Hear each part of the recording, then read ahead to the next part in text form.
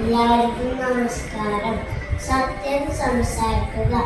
ഒരു ദിവസം ഗാന്ധിജിയുടെ അടുത്ത് ഒരു അമ്മ കുട്ടിയെ കൊണ്ട് വന്നു. ഈ കുട്ടി വളരെയധികം പഞ്ചസാര കഴിക്കുന്നു. ദയവായി പറയുന്ന ഒരിക്കലും അധികമായി പഞ്ചസാര കഴിക്കരുത്. ഗാന്ധിജി അമ്മയോട് പറഞ്ഞു, രണ്ടാഴ്ച കഴിഞ്ഞ് വീണ്ടും വരും. അമ്മ അമ്പരന്ന് പോയി. പക്ഷെ രണ്ടാഴ്ച കഴിഞ്ഞ് വീണ്ടും വന്നു.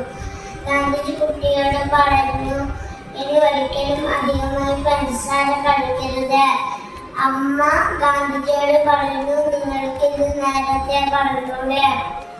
ഗാന്ധിജി അമ്മയോട് പറഞ്ഞു, ഇതുവരെ ഞാനും കഴിച്ചിരുന്നു, പക്ഷേ ഞാനത് നിർത്തേണ്ടതായിരുന്നു.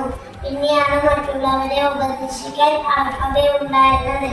പാഠം: ആദ്യം നാം തന്നെ ശരിയായ പാതയിൽ നടക്കണം, പിന്നെയാണ് മറ്റുള്ളവരെ ഉപദേശിക്കേണ്ടത്.